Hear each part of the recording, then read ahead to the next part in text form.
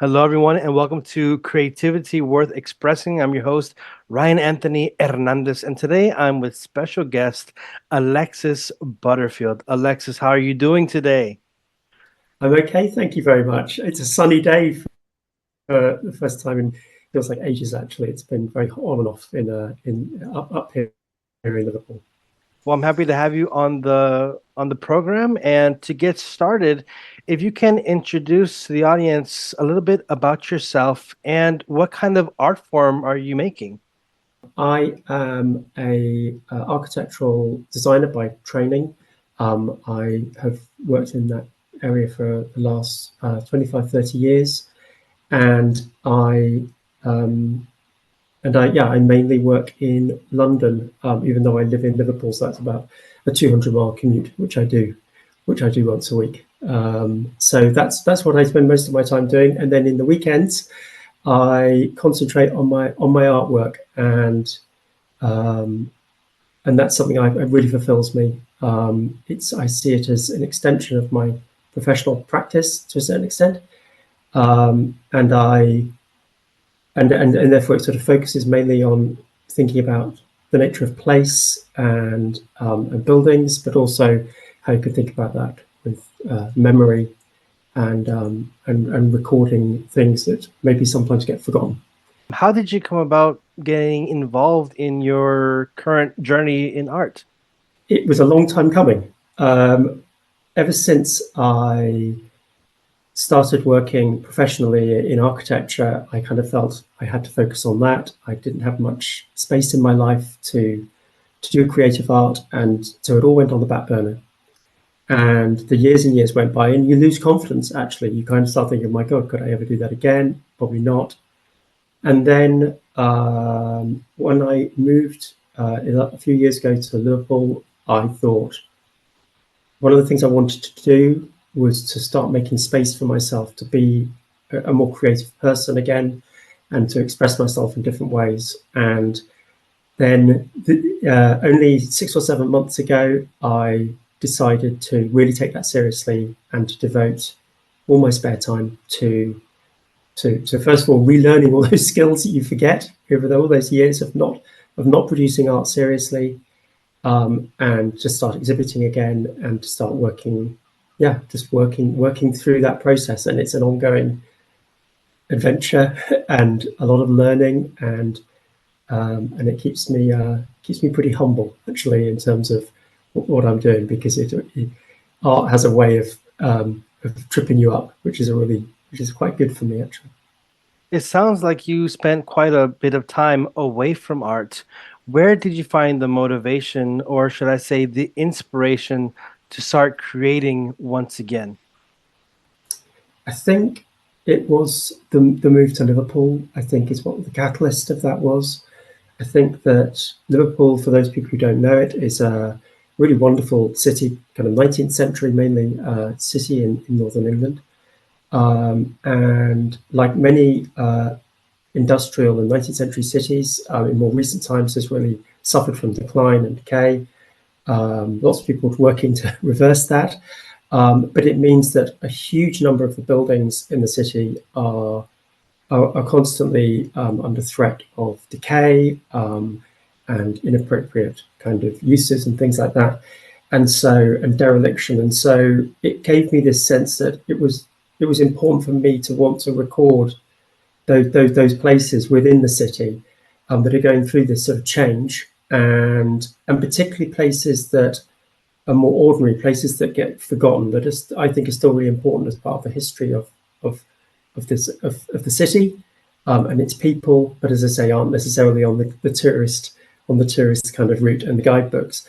And I think those are the places that really move me and inspire me. And yeah, Liverpool has just got that in spades. And so I kind of feel it's a mixture of a joy and a bit of a almost feels like sometimes a duty to kind of record that and to record it in a way that gives it, I hope, the dignity that it really deserves. When you start creating your art there in Liverpool, do you have a process? Do you have habits or a ritual to get you in the mindset for creating? Yeah, I really do actually. I've got quite a few I'm a bit of a rituals person, and I have a lot of processes I like to go through. The first thing is just time. I put down my work at on Friday evening, and as soon as I've finished work, I then go for a walk normally, and everything really starts with a walk. I go for a walk around the city, and I record as much as I can of places that catch my eye, places that inspire me in some way, or I'm intrigued by. And there's usually quite long walks. I find that very therapeutic in terms of just that sort of cleansing from my professional life. I then come back and I like to make use as much use of the time that I have, basically, so that before I go to bed on Friday, I've already started to set up some of the constructions for the drawings that I'm going to be doing. Started to think about some of the materials I might be using in that. I use a lot of mixed media and things like that, so that's quite important. And essentially, I kind of wake up the next morning and I'm ready to go. And I have that, and I do that every week. The other thing I do is I have this rule that I always produce 2 pieces every weekend, no matter what. Okay. And that's the 2 completed pieces. And I think that's really, for me, that's been really important to say, no, I'm doing this. I'm not wagging off to go somewhere else. If I want to go and do something else nice as well, I've got to work harder to finish this. And it's a bit of a job in that respect. But I've found that that's really helped me actually to break through those sort of barriers you get into where you get a bit stuck, and you can get a bit precious about something. And instead, I've just go, no, finish it, do it, get the work done, and do the best you can each time. And that's really helped me actually. So it wouldn't work for everyone, but I'd recommend it for some people that it can really help you to not get bogged down by having a rule like that. And how have you seen your creativity evolve over time? And what are things that you have learned along this journey? This might sound counterintuitive, but I think that for me, I've been really helped by having quite a few constraints that I set on the work that I do, and sort of really try to work within those. So, for instance, this is going to sound really simple, but I quite like simple rules. So I always do everything, all my work, to the same format, on the same size piece of paper, with the same bordered edge. It's quite important to me, and it's grown. And the reason I mention it is because it's grown in importance. When I first started, I was just like, oh yeah, well that'll do, and it fitted where it touched. And after a while, I got quite frustrated with that because there was no way of kind of binding this stuff together and having it as a body of work. And also, what I've really liked, so I started to think, well, I'll have this sort of more formal edge and this formal size. The next part, though, which really surprised me, was once you've got this sort of almost this canvas that you're always using, this sort of this surface, you start learning how that surface can be manipulated. You start thinking about it more as a construction within that surface and within that confine. And so I've become more and more interested in arranging the pictures to really make use of the full range of that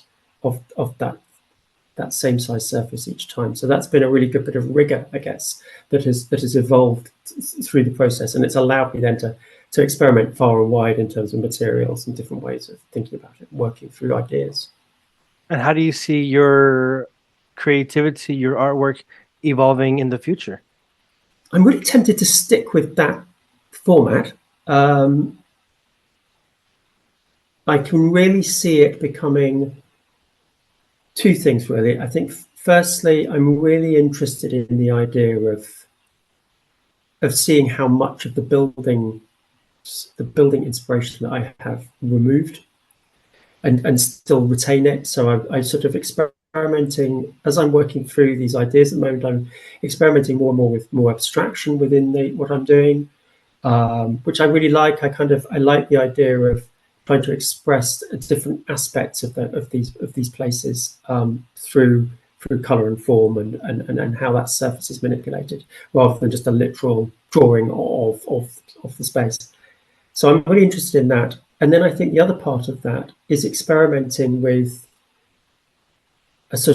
with different forms of looseness as well. I've got this sort of phrase that I use quite often for these, which is slow, slow, quick, quick, slow. And this idea that you kind of work fast and then you work slowly and then you work slowly again and then you work fast. And the idea of having these different paces in what you're doing, and the surface of the picture almost kind of being a record of that process. And I'm quite interested in how that might work. So I think those two things, I think in particular, are are, are what's happening at the moment, and I'm excited to see where that goes next. As I say, I do two every weekend, so it's kind of like it moves quite quickly. So I'll be really interested to see, even in a month's time, it might have slightly moved on. And as you do this process of the pacing, the slow, slow, fast, fast, slow, do you have like a music playlist that you have going in the background? I don't actually, and I should do. That's a really good idea. I kind of hum a lot, I guess. I've got, I mean, but no, it's a really interesting one. I quite like music. When I do my posts, I choose the music quite carefully. I quite like things that are about, quite literally about what I've done, but at the same time bring a certain dissonance to it as well. And I think that there's sort of, I'm always very interested in relationship and then dissonance, and I don't know how those interrelate. For you, what would you say?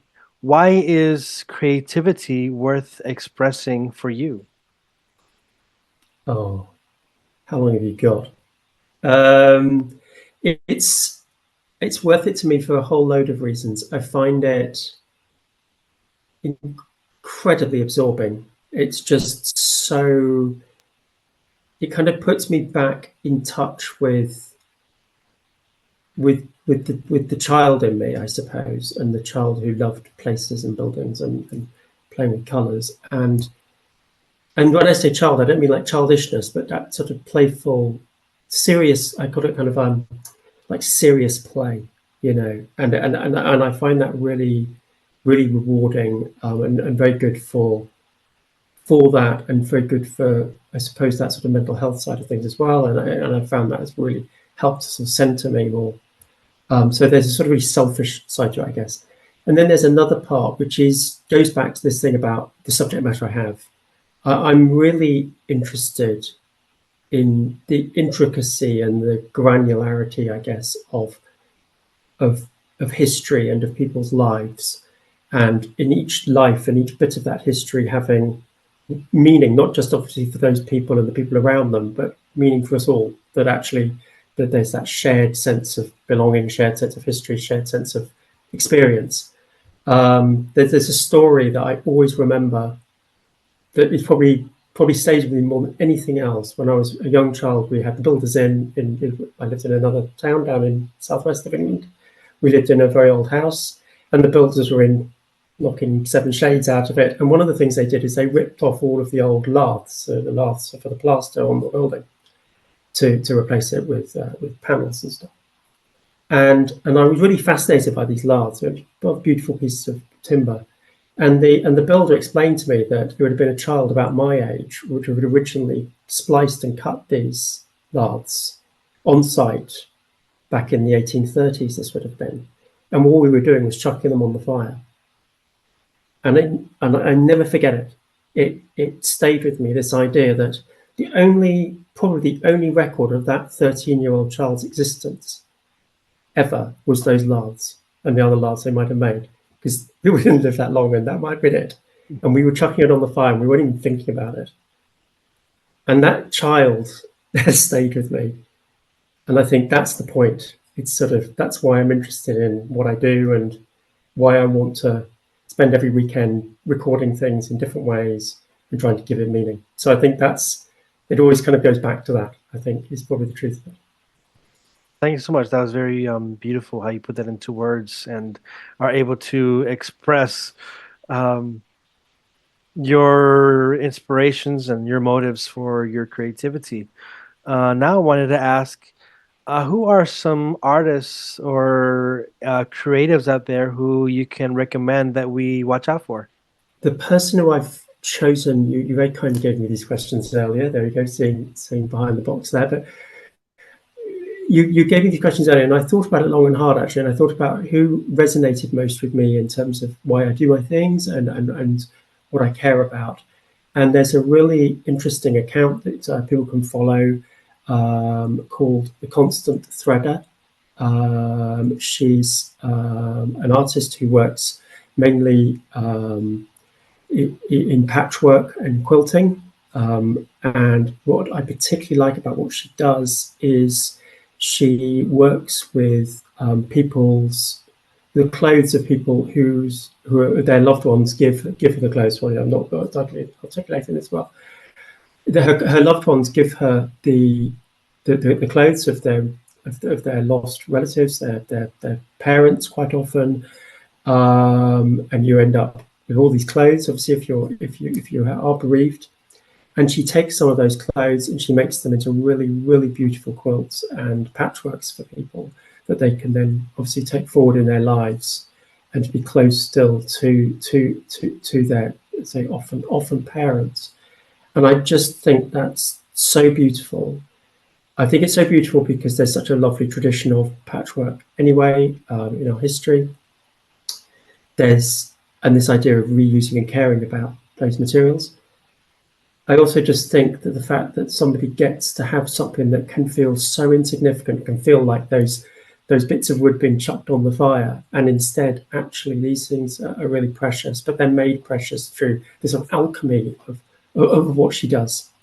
And I just think it's a really beautiful idea, and as I say, she does them very beautifully, and she's actually going to be doing us one as well for my we recently lost my father-in-law, so I'm really excited for that.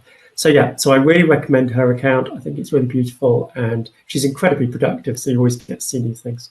And where can people in the audience find your work?